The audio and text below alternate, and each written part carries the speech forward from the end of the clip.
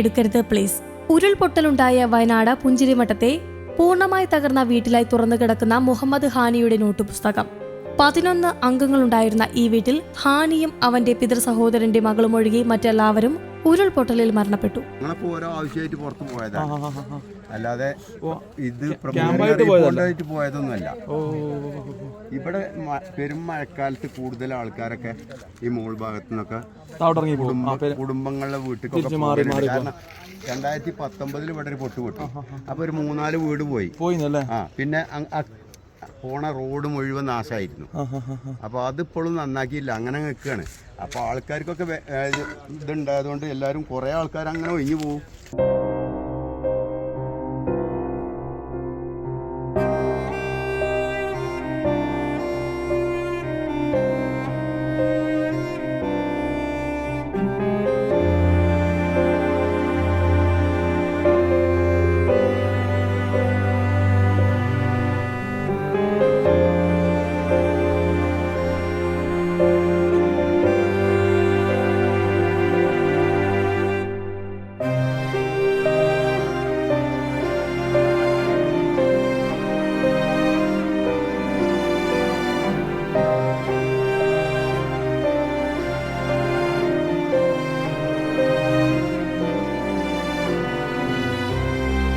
അതേസമയം വയനാട് ഉരുൾപൊട്ടലിൽ കാണാതായവർക്ക് വേണ്ടി ചാലിയാറിൽ ഇന്നും നാളെയും വിശദമായ തിരച്ചിൽ. മുണ്ടേരി ഫാം മുതൽ പരപ്പൻപാറ വരെയുള്ള 5 കിലോമീറ്റർ ദൈർഘ്യത്തിലാണ് തിരച്ചിൽ നടത്തുന്നത്. ദുരന്തബാധിതരുടെ നഷ്ടപ്പെട്ട രേഖകൾ വീണ്ടെടുക്കുന്നതിനായി ഇന്ന് പ്രത്യേക ക്യാമ്പും സംഘടിപ്പിക്കും. ദുരന്തബാധിത മേഖലകളിൽ 2 ദിവസം സംഘടിപ്പിച്ച ജനകീയ തിരച്ചിലിന് പിന്നാലെയാണ് ചാലിയാറിലും വിശദമായ പരിശോധന നടക്കുന്നത്. ചാലിയാറിൽ നിന്ന് നിരവധി മൃതദേഹങ്ങളും ശരീരഭാഗങ്ങളും കണ്ടെടുത്ത പശ്ചാത്തലത്തിൽ കൂടിയാണ് നടപടി.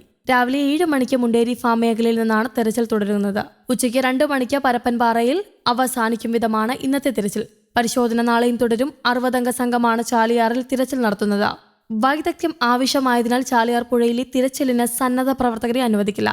വനമേഖലയായ പാണൻകായത്തിൽ 10 സന്നദ്ധ പ്രവർത്തകർ ഉൾപ്പെടെ 50 അംഗ സംഘമായിരിക്കും തിരച്ചിൽ നടത്തുന്നത്. പാണൻകായ മുതൽ പൂക്കോട്ടുമന വരെയും പൂക്കോട്ടുമന മുതൽ ചാലിയാർ മുക്ക് വരെയും 20 സന്നദ്ധ പ്രവർത്തകരും 10 പോലീസുകാരും അടങ്ങുന്ന 30 അംഗ സംഘങ്ങൾ തെരച്ചിൽ നടത്തും. ഇരുട്ടുകുത്തി മുതൽ കുമ്പളപ്പാറ വരെ സന്നദ്ധ പ്രവർത്തകർ ഉൾപ്പെടുന്ന 40 അംഗ സംഘവും തെരച്ചിൽ നടത്തും. ദുരന്തത്തിൽ നഷ്ടപ്പെട്ട രേഖകൾ വീണ്ടെടുക്കുന്നതിന് ഇന്ന് പ്രത്യേക ക്യാമ്പ് സംഘടിപ്പിക്കും.